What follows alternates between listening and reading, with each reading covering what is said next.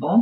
Então, gente, nós vamos falar sobre as infecções, e particularmente nós vamos falar hoje sobre a infecção congênita por citomegalovírus, e lembrando que as infecções congênitas, elas têm um impacto na saúde da população imenso, né? Pelo seu impacto no crescimento, no neurodesenvolvimento, impacto social, econômico e, eu diria, também emocional. As famílias que têm filhos acometidos de uma infecção congênita, com as suas sequelas, isso realmente é um grande transtorno. Além disso, o custo imenso, custo social, econômico, financeiro mesmo para uma população. Mostrando aqui esse dado dos Estados Unidos, né, eles lidam muito bem com números, e que mostra que a infecção congênita nos Estados Unidos tem um custo anual, por citomegalovírus, de 3 bilhões de dólares. Então, realmente é um número muito grande. Eu tenho uns dados que eu acho que eu não coloquei aqui nos slides, mostrando que são cerca de 40 mil mulheres que estão infectadas por citomegalo por ano nos Estados Unidos. Então, é um número bastante elevado e as complicações são muito grandes. Em torno de 7.200 crianças ou vão a óbito ou têm sequelas em decorrência do citomegalovírus lá nos Estados Unidos. Nós temos um pouco menos de habitantes, né, por ano, de nascimentos por ano, nós temos 3 milhões, e isso certamente também deve ter bastante elevado, as nossas infecções devem ter números bem elevados, né? O vírus é um vírus do grupo herpes simples, é uma infecção congênita, é a mais comum, 4 a 2,3% de todos os nativivos, né? Então, tem no mundo inteiro, tem uma seroprevalência entre mulheres de 40% a 80%, e isso mais nos países menos desenvolvidos, até pelas próprias condições de higiene mesmo, de contato, né? Causa infecciosa mais frequente de surdez neurosensorial e do retardo psicomotor. Então, para nós, né, neonatologistas, para os obstetras, a gente vê a dimensão do que é uma infecção por citomegalovírus. Vamos ver que da infecção materna, quando ela é aguda, ela ocorre em torno de 1 a 4%, não é muito grande, porque nós temos no nosso país uma população que já realmente teve infecção mais precocemente, então a infecção inicial, primária, fica em torno disso, e o risco de transmissão para o feto é em torno de 40%.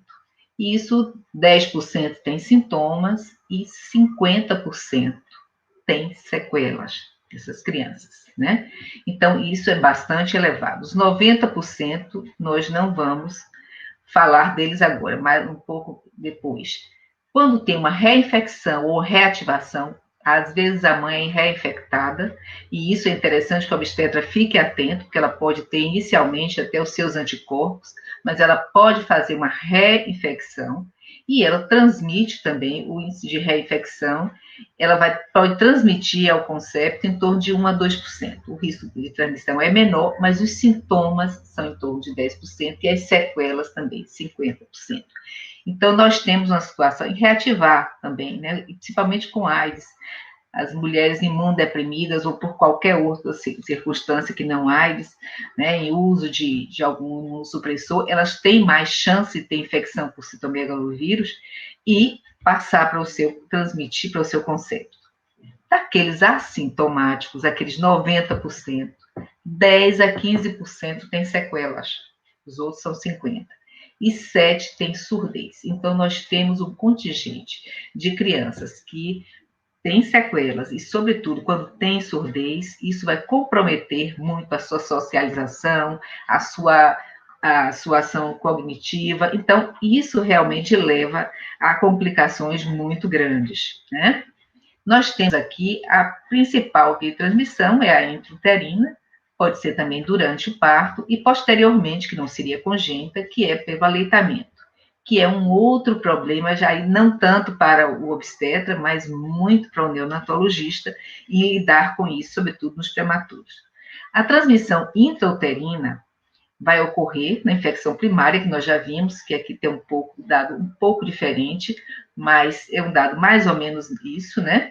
Lá chegou a 40%, aqui nós temos 30% a 35%, e é um trabalho de um grupo que são assim, os experts em citomegalovírus, que é um grupo da Itália, que é o Marsico, e o pessoal dos Estados Unidos, do Alabama, a Kimber, David Kimber. Então, é um trabalho bem interessante, 2017, em que mostra que a infecção não primária ela vai ocorrer 1 a 1,7% nos estudos dele, reativação e reinfecção por diferente cepa viral, que nós já tivemos a oportunidade de falar. É só para mostrar os dados específicos de um trabalho mais ou menos recente, de 2017, em que eles encontraram esses achados, né? Então, a gente ficar bem atento para isso. Então, citomegalovírus, a infecção pode ter sintomáticos e assintomáticos, e nós vamos ver que nos sintomáticos, 10 a 15%, que são eles, né? Eles podem evoluir para óbito em 30%, sobrevivem em 70%, e desses sobreviventes, eles têm um número significativo de sequelas, né? De sequelas neurológicas. Então, isso é uma outra situação que chama a atenção. Dos assintomáticos, que são aqueles 85 a 90%, alterações tardias vão de 10 a 15%, as sequelas vão de 10 a 15%. Então, nós temos, assim, situações muito graves e muito importantes que a gente vai continuar falando. Da patogênese, eu gosto sempre de colocar da patogênese, porque faz com que a gente entenda mais fácil qual é o mecanismo, o que é que aconteceu, né, para as células serem tão gravemente afetadas. Então, ele causa danos tanto às células fetais como à placenta. A placenta, inclusive, é um bom critério que a gente tem para diagnóstico, que nós vamos ver posteriormente. O exame anatomopatológico da placenta. Modificação do ciclo celular, ele faz interferência no metabolismo da célula, modificação dos mecanismos de apoptose, indução de uma resposta inflamatória bem importante, perturbação da migração neuronal, e isso a gente vê claramente, né, com aquele lineamento do cérebro, falha nos mecanismos de proteção imunológica. Então, ele agride também não só a reação inflamatória grande, mas também a proteção imunológica. E aqui nós vamos ver as manifestações clínicas, tem o envolvimento de múltiplos órgãos. Sempre nós nos preocupamos muito com o sistema retículo endotelial e o sistema nervoso central, mas nós temos, assim, prematuridade, restrição de crescimento, inclusive o vírus pode inibir mitose, né? Então há uma restrição, mas é sobretudo pelo sofrimento que faz e o envolvimento da placenta que vai repercutir no crescimento do concepto. Né? Icterícia pode ser uma icterícia mista, mas também uma importante causa de icterícia colestática. Né? Isso nós temos uma experiência relativamente grande lá no Hospital Universitário, aqui no Hospital das Clínicas, em que nós temos assim um serviço que é de segmento de icterícia, de hepatologia neonatal. É a unidade, talvez alguém aí conheça, que é a unidade de pequenos lactentes, que nós recebemos muito, somos referência para crianças com icterícia colestática. E citomegalovírus é a causa mais importante, né? Hepatosplenomegalia, 76%, plaquetopenia, bastante, anemia, enfim, uma agressão em petecas, já é uma consequência, microcefalia, as calcificações cranianas, né? Eles fazem aquela reação inflamatória importante, com calcificação, com áreas de necrose, e nós vamos ter aquelas calcificações periventriculares, fazem crise convulsivas, às vezes até não fazem logo no período neonatal, mas é aquela criança que evolui com crise convulsiva posteriormente, hipotonia, corioretinite, né, e deficiência da acuidade visual, isso acompanha também pela própria corioretinite, deficiência auditiva em 30% a 65% com manifestações clínicas. Daqueles que têm manifestações clínicas, 30% a 65% têm manifestações, têm uma deficiência auditiva. Lembrem que nós mostramos no slide que aqueles assintomáticos em torno de 7%. Então, isso é bem interessante. E a pneumonia? Quantas vezes nós nos deparamos com recém-nascidos ou mesmo com pequenos lactentes que fazem um quadro de pneumonia com aspecto viral e às vezes a gente não correlaciona muito com citomegalovírus. E é importante porque é uma causa também que a gente tem visto e a literatura já mostra há muito tempo. né?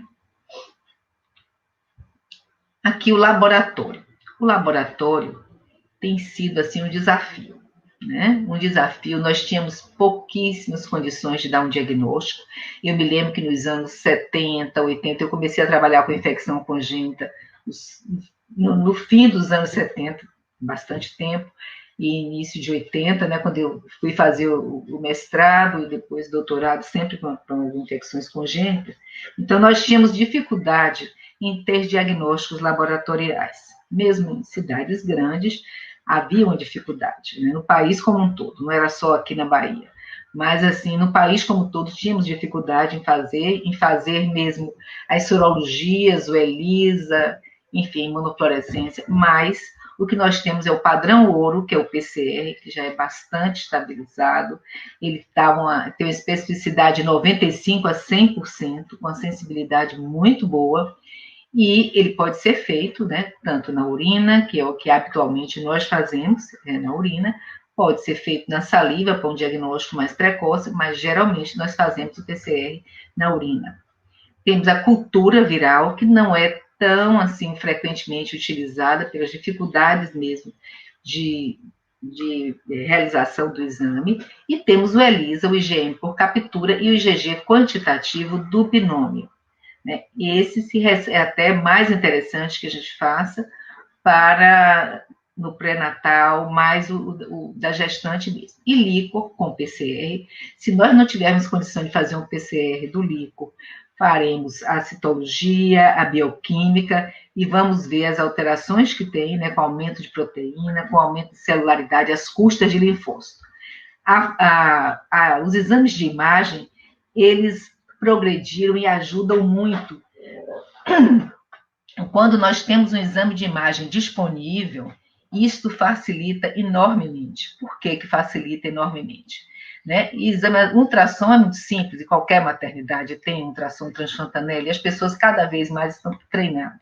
Então, nós vamos ver alterações no ultrassom, né? Vamos encontrar dilatação, vamos encontrar uma vasculite, isso são características mesmo, uma diminuição de cerebelo a gente pode encontrar, então são alterações que nós vamos encontrar na grande maioria das infecções congênitas, mas chama atenção aquelas calcificações periventriculares, uma dilatação, pode haver uma microcefalia e a gente vai ter vendo com os exames também. Então, vamos fazer a ressonância. A ressonância nós utilizamos mais tardiamente, até por dificuldade de viabilizar o exame, mas é também um exame bem indicado. Mas se você tem um ultrassonografista bastante experiente, ele pode lhe dizer o acometimento através do ultrassom transfontanela. E o raio-x de tórax nós utilizamos, né, para as pneumonias.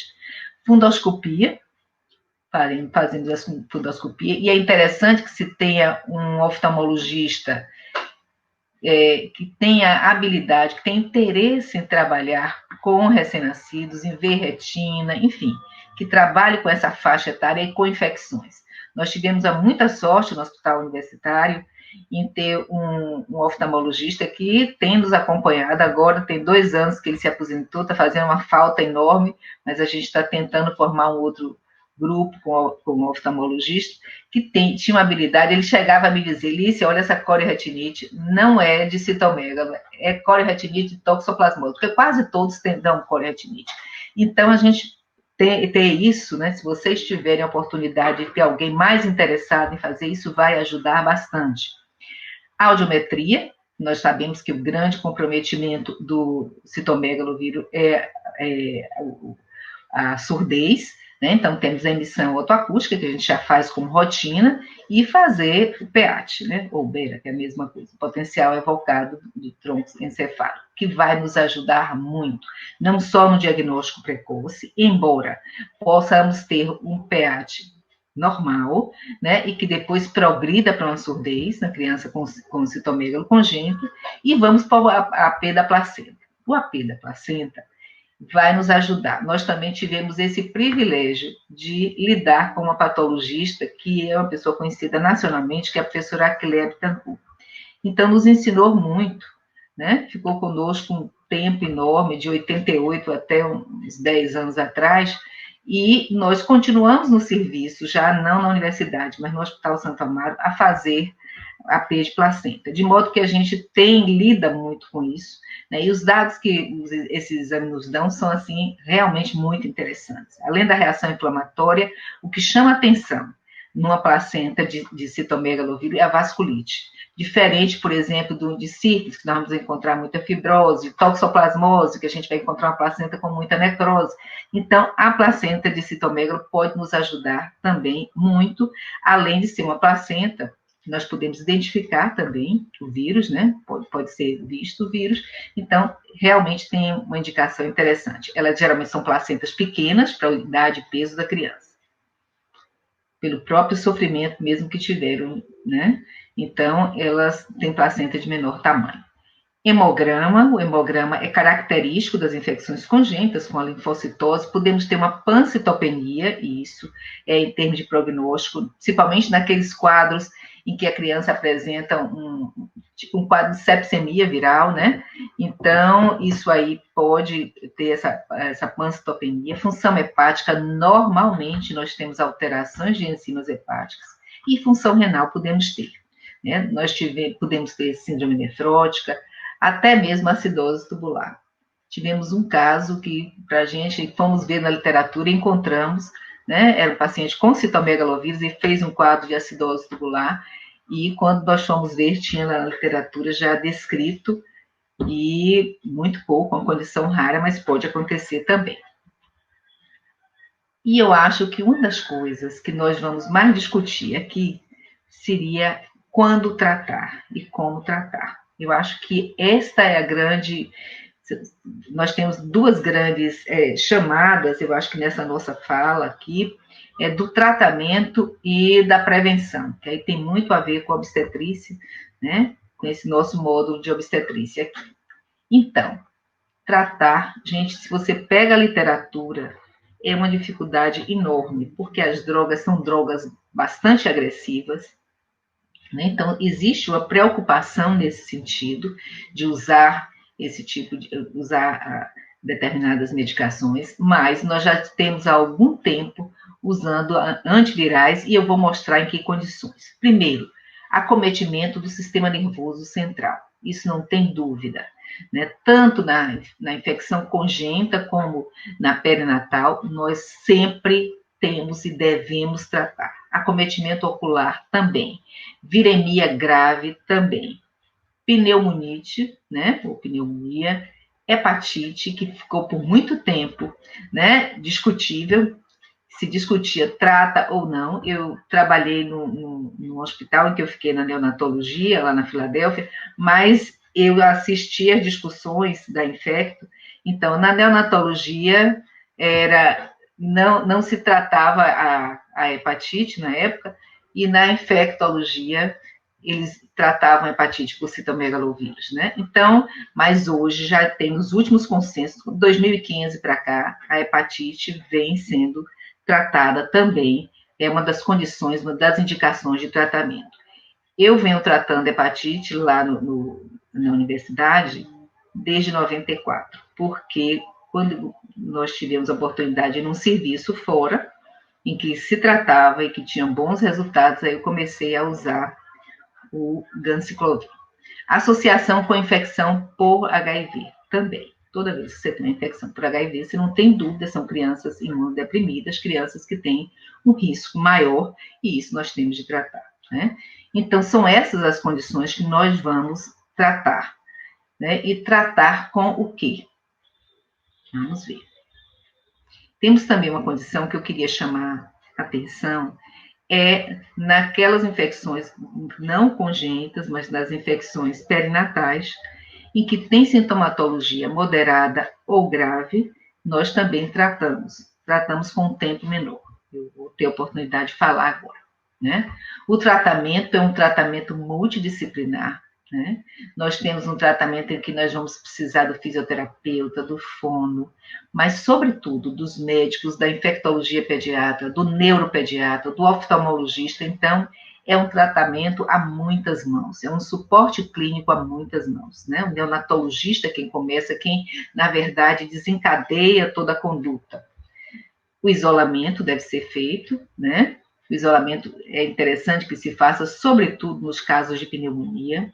A imunoglobulina endovenosa nós só vamos usar naqueles casos em que tem uma pancitopenia muito grave e que nós vamos precisar usar os antivirais. Então, nós fazemos 3 a 5 dias endovenoso para melhorar, para poder a gente entrar com o antiviral. Ou no curso do tratamento com antiviral, ocorre uma pancitopenia, sobretudo, com você vê que tem também não, a plaqueta muito baixa, né? E você vai precisar usar, você às vezes não consegue só com o granulócito que você for fazer, resolver, então você vai usar também imunoglobulina no meio do tratamento, né? Então, quais são os antivirais que nós vamos utilizar?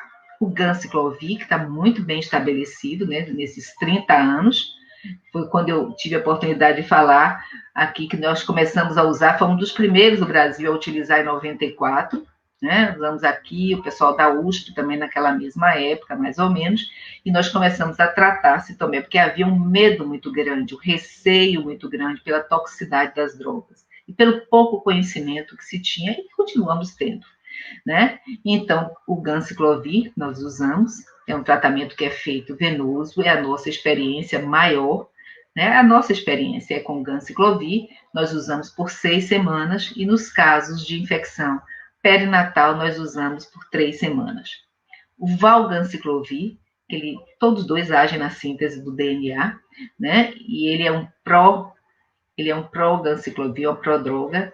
Ele vai ser usado, está sendo usado em adultos já há algum tempo, e em crianças também, mas no Brasil nós tivemos dificuldade, não temos tido, né, a apresentação oral adequada para crianças, mas tem alguns serviços, 2 serviços que eu tenho conhecimento, que estão usando a medicação oral em recém-nascido.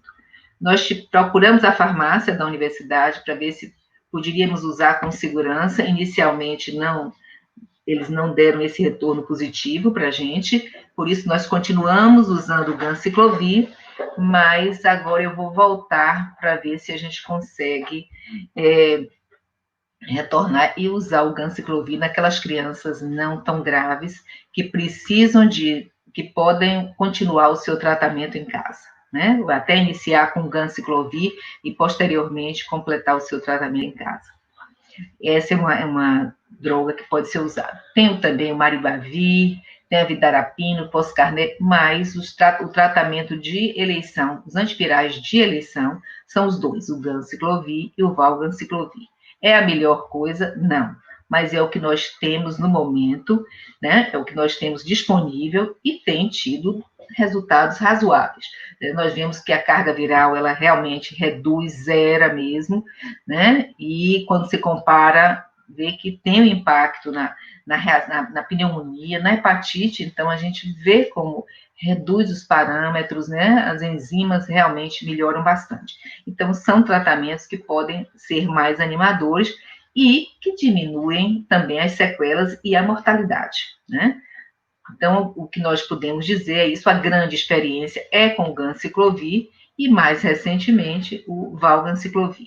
Volto a deixar claro que eu não tenho experiência com o Valganciclovir, somente de literatura, mas que vamos agora tentar começar a usar via oral, né? Mas a literatura, quem tem usado fora do país, que tem apresentação oral, tem tido bons resultados. E qual é o impacto que tem do Valganciclovir?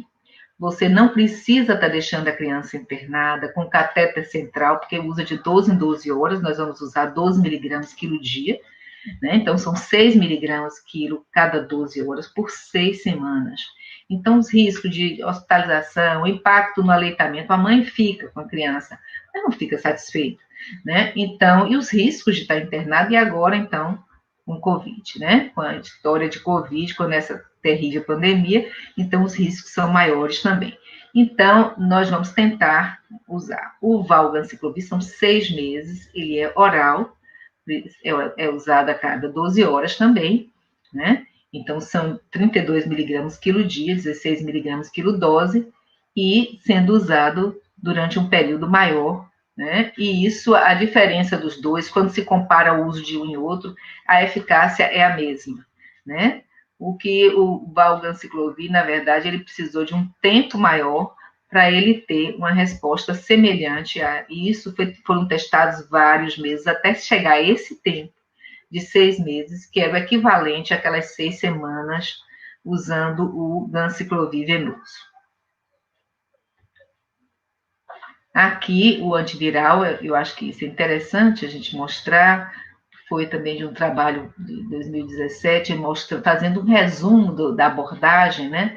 Quando iniciar, até o primeiro mês, nós sabemos que essas drogas, elas devem ser utilizadas nas primeiras 3 semanas, com melhor resposta. Durante quanto tempo? 6 semanas, se for o ganciclovir, e o valganciclovir 6 meses. Como monitorar? Dá trabalho. Nós seguimos essas crianças no ambulatório, né? Deve ser feito o hemograma uma vez por semana. Muitas dessas crianças têm uma redução de neutrófilos, nós temos de interromper, às vezes usar granulócito, às vezes usar imunoglobulina para realmente melhorar e para poder seguir no tratamento.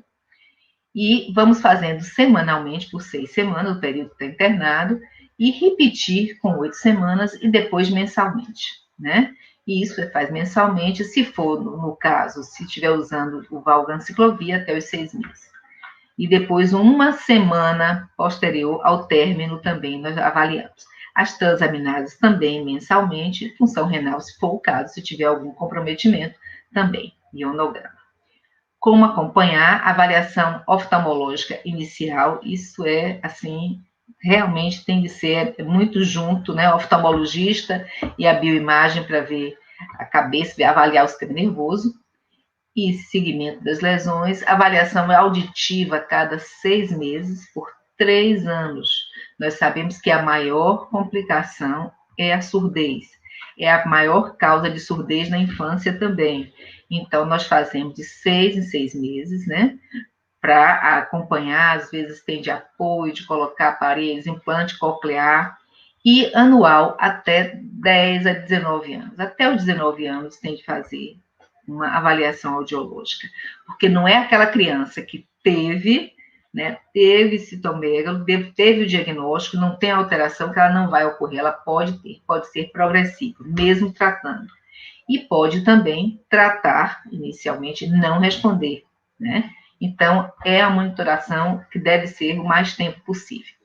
E uma outra coisa é a avaliação do desenvolvimento neuromotor e cognitivo. Essas crianças têm de ser acompanhadas, a família também, por uma equipe multidisciplinar, né? De preferência por uma equipe multidisciplinar, com fisioterapeuta, com fono, com TO também, posteriormente, né? Com terapia ocupacional, e um suporte social e psicológico para a família. Não é fácil, né? Você lidar com esse tipo de infecção, né, com as infecções congênitas de um modo geral, mas com esse tipo de infecção, que é mais frequente, nós temos mais crianças acometidas, e isso traz realmente um grande desafio para a família, né? Então, deve ser acompanhado e ficar atento para isso.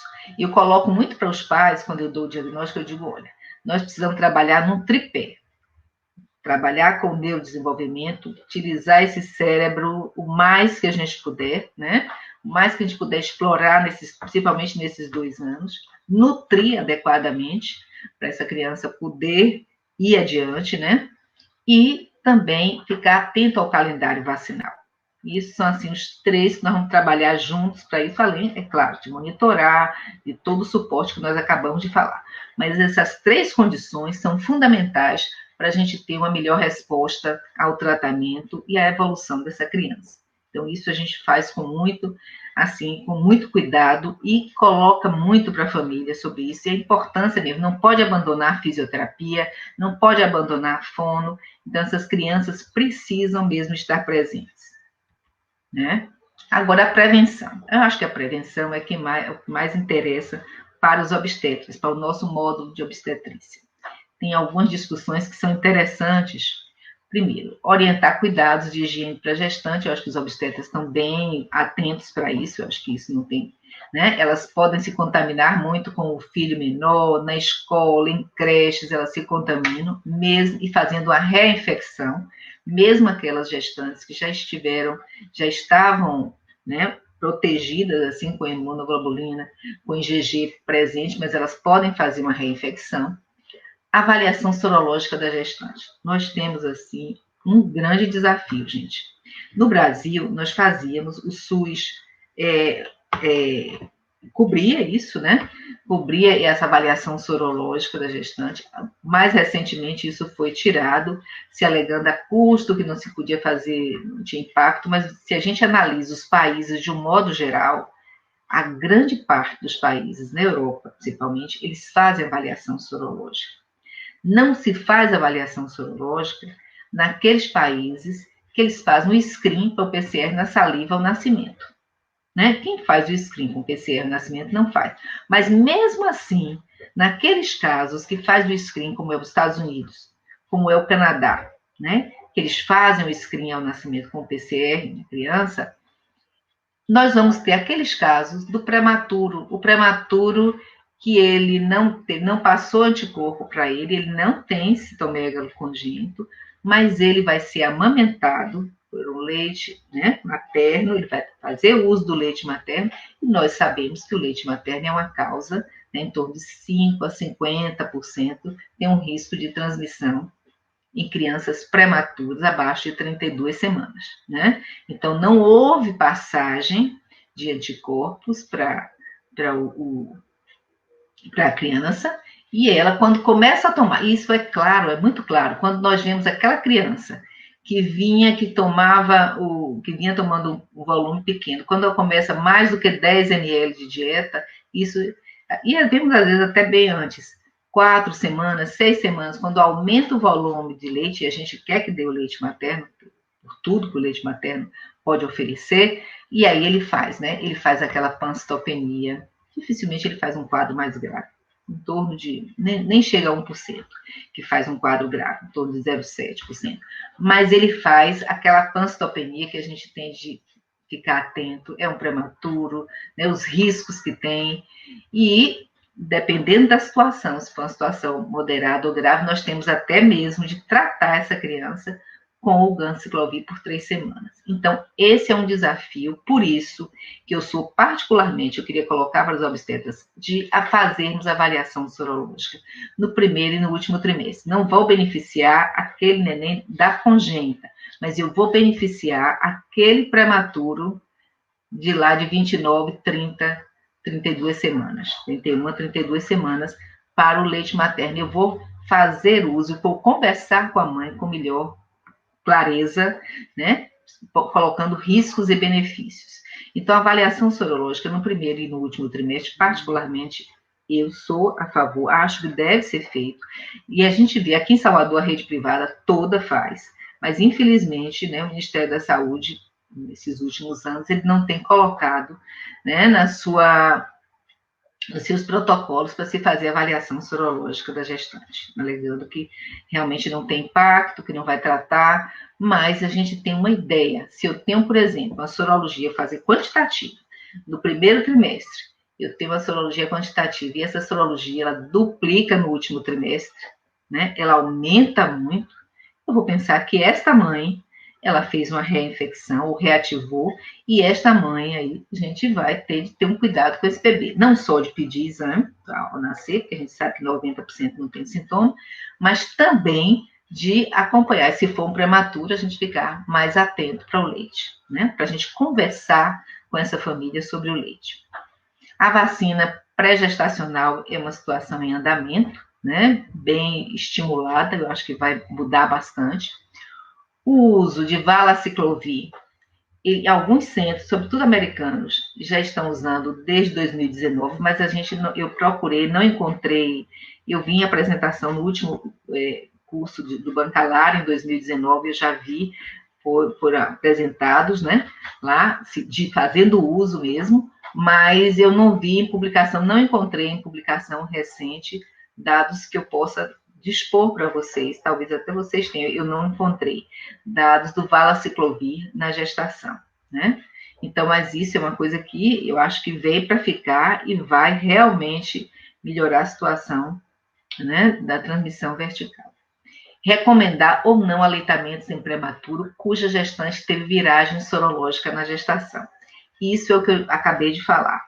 Então, o que é que se tem feito? Para essas crianças cujas mães tiveram viragem sorológica e são prematuras, nós não temos tirado o leite materno, né? Não temos tirado o leite materno por causa da importância que é. E como eu falei, o risco de transmissão não é grande. Transmissão é em torno de 5 a 50, mas o risco de quadro grave não é grande, em torno de 0,7 a 1%. Então, a gente tem de conversar com a família, ponderar, né? E avaliar. Se é uma criança que teve uma enterocolite, que não está bem, eu tenho de ter esse leite materno dela preservado. Se eu tiver um banco de leite, eu posso até usar o banco de leite. Se eu não tenho banco de leite, uma possibilidade que eu acho que a gente vai começar a usar nas maternidades vai ser o congelamento a menos 20 graus. Nós ainda no serviço que eu trabalho, que eu coordeno, a gente não está fazendo ainda isso. Né? Mas é uma possibilidade grande. Já na Climério de Oliveira, que é a maternidade escola, nós fazemos usamos o banco de leite, né? Fazemos a pasteurização, mas a gente perde muita parte imunológica do leite.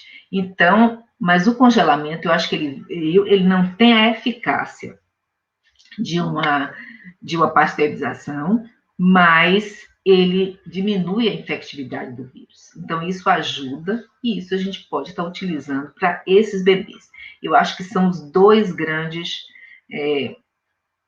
uns três grandes, assim, impasses que nós temos com citomegalovírus, que é usar o leite ou não do adquirido, não do congênito, que nós estamos falando agora, mas e ver a avaliação sorológica. O isolamento é muito tranquilo a gente fazer isso, a enfermagem está muito bem já segura disso, e nós temos o uso de hemoderivados. Não sei se vocês são jovens, não tiveram oportunidade com isso, mas nossos hemoderivados, até bem pouco tempo, não se utilizava filtro de deleucotização. Hoje se usa, né, e principalmente para o período neonatal, mais do que nunca, filtro de leucócito em todo o sangue. O doador, a gente pedir de preferência que seja CMV negativo, não é muito fácil, porque a gente sabe que na nossa população 40%, 80% tem CMV. Mas, de qualquer forma, nós temos tido problema, eu diria zero, em relação a hemoderivados e citomegalovírus, né, posterior, perinatal. Prevenção de surdez e maior comprometimento neurológico são com aqueles cuidados que nós vamos dar, com acompanhamento com físio, fono e até usando implante mesmo. E eu acho que para a gente, assim, terminar a prevenção, eu acho que seria o screen com PCR na saliva ao nascimento. Eu digo que é o meu sonho de consumo atualmente em relação a citomegalovírus. Né? Se nós tivermos de fazer o PCR na saliva ao nascimento, isto aí vai diminuir muitos problemas, porque a minha angústia são aqueles 90% oligossintomáticos ou assintomáticos e que nós deixamos passar. E quando chega lá para 1 ano, 2 anos, faz uma convulsão, começa a ter dificuldade de enxergar, tem dificuldade no aprendizado e quando vai se ver, essas crianças tiveram infecção congênita por citomegalovírus, né? Então, que passaram, porque não se faz. Então, eu acho que o screen com o PCR na saliva ao nascimento, isso vai, assim, ser um novo horizonte para essas crianças. Nós vamos dar um rumo diferente a essas crianças, esse 90% dessas crianças que não têm sintoma e que passam e que adiante a gente vai ver por que será que meu filho tem, né? Tem dificuldade no aprendizado, alteração cognitiva, meteu uma convulsão do nada. Então, são coisas que a gente tem de ficar bem atento, porque as infecções na gestante, os obstetras sabem muito mais do que eu, muito mais mesmo, são, na maioria das vezes, oligossintomáticas. Às vezes é uma gripe, ou às vezes é um quadro viral, assim, que passa despercebido, que você não fica muito, né? E como já viu, às vezes tive a oportunidade de fazer avaliação sorológica, tem um IgG positivo, não pensa na possibilidade de ativação ou de uma reinfecção. Então, eu acho que isso é interessante, que a gente fique atento para isso. E, para finalizar, eu coloquei uma bibliografia que vai ficar disponível para vocês. Eu acho que tem alguns assuntos interessantes, né? Alguns temas interessantes na bibliografia. Procurei. O ano passado nós tivemos 3 publicações aqui, acho que são 3 do ano passado, não tivemos muito, porque eu acho que tudo ficou voltado para a pandemia, né? Mas de qualquer forma temos estudos interessantes, muito interessantes. E existe um grupo que é um grupo voltado para estudar mesmo, com encontros, tem congressos, tem encontros, né, que começaram nos Estados Unidos, mas na Europa também, só para citomegalovírus, dada a magnitude do problema. É um problema muito grande, né, e que eu acho que a gente juntinho, aí, o obstetra com o neonatologista, nessa interface, eu acho que nós vamos poder ajudar muito, e eu espero que em breve nós tenhamos, né, o nosso screen para PCR na saliva ao nascimento. Então, eu acho que isso vai ajudar bastante. Era isso que eu queria falar. Eu